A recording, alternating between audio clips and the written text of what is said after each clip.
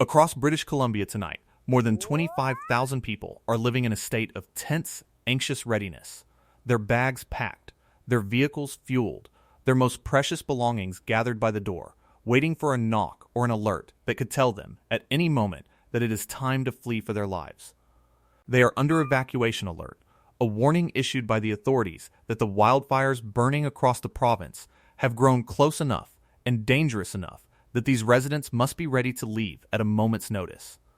They have not been forced out yet, but they are living on the edge of it, watching the smoke thicken on the horizon, listening for the word that could uproot them from their homes, and hoping against hope that the word never comes. This is one of the most agonizing situations a wildfire can create, this limbo of the evacuation alert, in which thousands of people are told that danger is near and that they must be prepared to abandon everything at any moment, yet are left to wait, sometimes for days, not knowing whether they will be spared or forced to run. It is a form of suspended dread, a life put on hold, as families sleep with one eye open and keep their car keys within reach, ready to move the instant the situation turns. And with more than 25,000 residents now caught in this state across British Columbia, the human toll of this fire season is measured not only in the homes lost and the acres burned, but in the sheer number of people whose lives have been thrown into uncertainty and fear. In this video, we are going to explore what it means for so many people to be living under evacuation alert as the wildfires rage across British Columbia. We will look at what an evacuation alert actually is and how it differs from the more dire evacuation order, at the fires that have driven so many communities to the edge, and at the profound human experience of waiting in that state of readiness. We will examine who is most affected, how an alert can suddenly escalate into an order, the smoke spreading across the province, and the crews fighting to keep the alert from ever becoming an evacuation. Stay with us, because behind the number of 25,000 are 25,000 human stories of anxiety and resilience, and understanding what they are living through matters for everyone. Hashtag, what an evacuation alert really means to understand the situation these residents are in. You first have to understand exactly what an evacuation alert is, because it occupies a particular and unsettling place in the system used to protect people from wildfires. In British Columbia, the response to a threatening fire generally unfolds in stages, and the evacuation alert is the crucial middle stage, the warning that comes before the order. The signal that danger is approaching, but has not yet arrived in full force. An evacuation alert tells residents that there is a potential threat to life and property, that a wildfire has grown close enough or unpredictable enough that they need to be prepared to leave on very short notice. It is a call to get ready, to gather essential items, important documents, medications, and irreplaceable belongings, to prepare vehicles and make arrangements for pets and animals, and to be mentally and practically ready to evacuate the moment the situation demands it. Crucially, an alert does not require people to leave. They can remain in their homes for now, but it warns them that this could change at any moment, that they must be poised to act, and that when the order to go finally comes, if it comes, there may be very little time to spare. It places people in a state of heightened readiness and anxiety, and when an alert covers tens of thousands of people at once, the collective weight of that anxiety becomes an enormous, if often invisible, part of the toll a wildfire season takes. Hashtag 25,000 people on the edge. The number of residents now under evacuation alert across British Columbia has climbed past 25,000, and that figure represents an enormous number of people living in that state of tense readiness at the same time. It is not a handful of households near a single fire. It is a vast population, spread across many communities and regions, all placed on notice that they may need to flee, all caught in the same anxious waiting as the fires burn across the province. When you consider that behind each of those 25,000 people is a home, a family, a set of memories and possessions, and a whole life bound up in one place, the scale of the human impact becomes clear. These alerts have been issued across the affected regions as the fires have grown and spread, with the authorities acting to warn communities in the potential path of the flames so that people have time to prepare before any danger becomes acute. As the fires advance and the situation evolves, the alerts have expanded, covering more areas and more people, so that the total number of residents under alert has swelled to this striking figure. Each alert represents a judgment by the emergency officials that a community is close enough to the danger to warrant the warning, a recognition that the fire could, under the wrong conditions, turn toward these homes and force an evacuation. Behind the dramatic images of flames and smoke, this quieter statistic tells its own powerful story. Of the vast number of ordinary people whose lives have been disrupted and whose peace of mind has been shattered by the fires burning across British Columbia. Hashtag the fires driving them to the edge. To understand why so many people have been placed under alert, you have to look at the fires themselves, the blazes that have grown large and aggressive enough to threaten communities across the province. British Columbia's wildfires this season have been concentrated heavily across the interior, the drier country of rolling hills, grasslands, forests, and rugged terrain away from the wetter coast, where the landscape has been baked by heat and starved of moisture until the vegetation became dangerously flammable. It is here that many of the most serious fires have burned, and here that the greatest number of communities have found themselves under threat. Across this region, fire after fire has ignited and grown, some of them swelling into enormous blazes that advance across the landscape, driven by heat and wind. As these fires have spread, they have moved closer to towns, villages, and rural communities, and it is this approach, this looming possibility that a fire could turn toward a populated area, that drives the issuing of evacuation alerts. When the emergency officials judge that a fire has grown close enough or unpredictable enough to pose a potential threat to a community, they issue the alert, warning the residents to prepare. And as the fires have continued to grow and spread across the interior, more and more communities have crossed that threshold, driving the total number of people under alert ever higher. The behavior of these fires is what makes the situation so tense and so uncertain. A wildfire driven by hot, dry, and windy conditions can be unpredictable, changing direction and intensity with the shifting weather, capable of advancing rapidly toward a community that seemed safe only hours before. This is precisely why the alert system exists. To give people warning and time to prepare before a fire arrives, because when a fast-moving fire does turn toward a community, the window to escape can be very short. The 25,000 people under alert are living with this uncertainty, aware that the fires nearby could, under the wrong conditions, become an immediate threat, and that the alert they are under could, at any moment, become an order to flee. Hashtag the experience of waiting. Perhaps the most profound and least understood dimension of this crisis is the human experience of living under an evacuation alert, of being one of those 25,000 people caught in the limbo of readiness and uncertainty.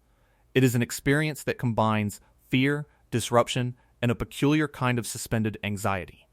And it takes a real toll on the people who endure it, even if their homes are ultimately spared. Imagine what it is like. You receive the alert, and suddenly your home, your sanctuary, becomes a place of potential danger. You begin to gather your most important belongings, your documents, your medications, the irreplaceable mementos of your life, and you pack them by the door, ready to grab in an instant. You fuel your vehicle and keep it pointed toward the exit. You decide what you would take and what you would have to leave behind, confronting the painful reality that if the order comes, you may not be able to save everything you love. And then you wait. You go about your days as best you can, but always with one eye on the horizon, watching the smoke, checking for updates, listening for the alert that could change everything. At night, you sleep lightly, if at all, your senses attuned to any sign that the moment has come. This waiting is its own kind of hardship. The uncertainty is exhausting, the constant readiness draining, the fear ever present. Families with children must manage their little ones' anxiety as well as their own. The elderly and those with health conditions face particular stress and difficulty. And for everyone under alert, there is the knowledge that their home and everything it represents hangs in the balance, subject to the whims of the fire and the wind. Some will be spared, the fires turning away or being brought under control, and they will breathe a sigh of relief and return to normal life. Others will see the alert become an order and will have to flee. But all of them, for the duration of the alert, live in that difficult space of dread and readiness, and that shared experience multiplied by 25,000, is a vast and often overlooked part of the true cost of this wildfire season. Hashtag who is most affected, while anyone under an evacuation alert faces stress and difficulty. Some people and communities bear the burden more heavily than others, and understanding who is most affected reveals the deeper challenges of this crisis. Much of the area under alert lies in the rural and remote regions of the interior, where the nature of the landscape and the communities creates particular vulnerabilities and complications for those living under the threat of evacuation. In these rural and remote areas, distances are great and the routes out are often limited, which means that when an evacuation does become necessary, getting to safety can be more difficult and time-consuming than in a city with many roads. For people living far from major centers, the prospect of evacuation carries added logistical challenges, and the alert period, the time to prepare, becomes all the more important. There are also particular groups for whom evacuation is especially difficult. The elderly and those with mobility challenges may need help to leave. People without reliable transportation face obvious difficulties. And in the ranching and farming country of the interior, many residents have livestock and large animals that cannot simply be loaded into a car. Animals that represent their livelihood and that they are desperate to protect, adding an agonizing dimension to the decision of when and how to leave. There is also the emotional and financial weight that falls unevenly, from businesses disrupted and income lost to the deep toll on close-knit rural communities whose connection to their land stretches back through generations. And the cumulative strain of being placed on alert again and again as fire seasons grow more severe. The 25,000 people under alert are not a uniform group. They include the vulnerable and the well-resourced, the young and the old, and for many of them, the burden of this crisis is heavier and more complicated than the simple number can convey. Hashtag when an alert becomes an order the evacuation alert is a warning, but it exists precisely because of the possibility that it will become something far more urgent, the evacuation order. Understanding how and why an alert can escalate into an order is key to understanding the danger that hangs over these 25,000 residents. Because the whole point of the alert is to prepare people for the moment when the threat becomes immediate and they must flee. An alert becomes an order when the emergency officials judge that the danger to a community has grown too great for people to remain safely, when a fire has advanced close enough or is behaving dangerously enough that lives are now at immediate risk. This can happen with little warning because a wildfire driven by shifting winds and dry conditions can change rapidly, turning toward a community and advancing at frightening speed. A community that has been under alert for days, preparing and waiting, can suddenly find that alert upgraded to an order, and when that happens, the time to act is now. This is exactly why the alert stage matters so much, because the people who have used the alert period to prepare, to pack, to plan their route, and to be ready are the ones who can evacuate quickly and safely when the order finally comes. For the residents under alert, this looming possibility is the source of their constant vigilance, the reason they keep their bags packed by the door and cannot relax even in their own homes. Some of the 25,000 will see their alerts lifted as the danger passes, while others will see them become orders and will have to flee, and no one can say in advance which will be which. That uncertainty, that knife's edge between safety and evacuation, is the essence of what it means to live under an evacuation alert during a severe fire season. Hashtag the smoke and the broader toll even for those under alert whose homes are never directly threatened by flames. The wildfires exact a toll in another form, one that spreads far beyond the fire lines and affects the health and daily life of huge numbers of people. That toll is smoke. When fires burn across large areas of the province, they produce an immense volume of smoke, and that smoke drifts on the winds across vast distances, blanketing communities far from the flames and degrading the air quality over enormous areas, so that even people who never face an evacuation must contend with the hazardous consequences of the fires. The smoke from British Columbia's wildfires has spread across the province and beyond, turning skies hazy, dimming the sun, and prompting air quality warnings across wide regions.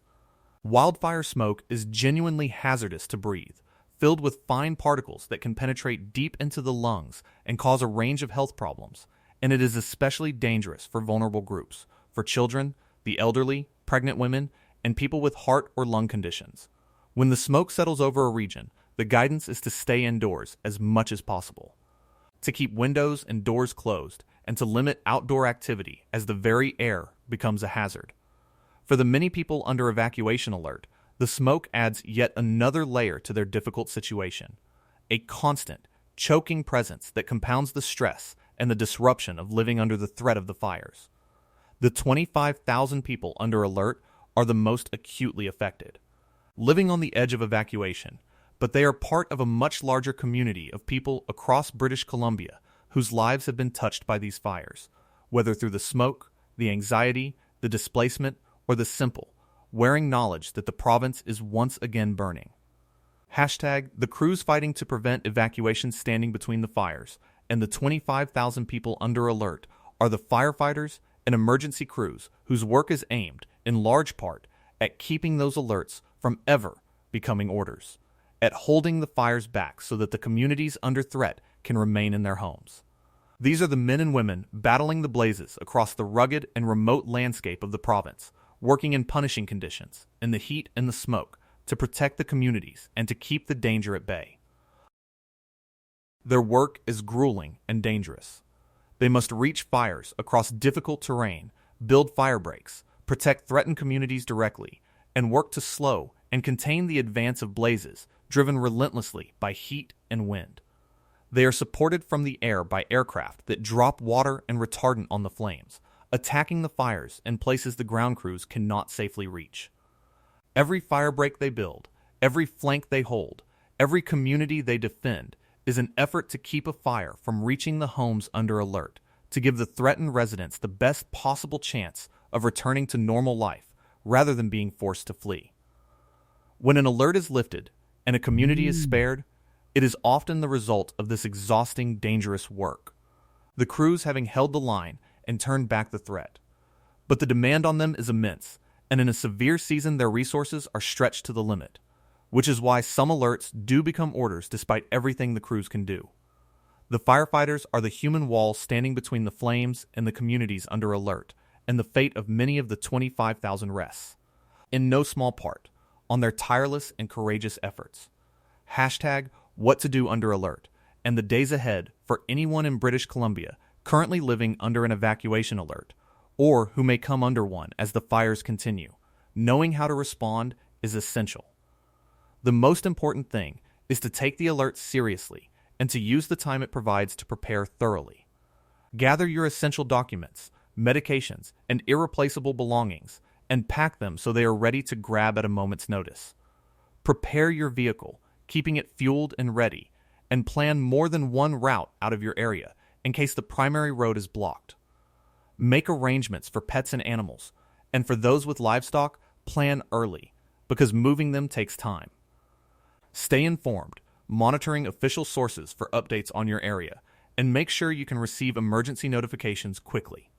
And talk with your family about a plan, so that everyone knows what to do and where to go if the order comes. If that order does come, act immediately and do not delay, because the time to escape can be very short. Do not wait to see whether the fire will really reach you, and do not go back for possessions once you are told to leave, because no belonging is worth your life.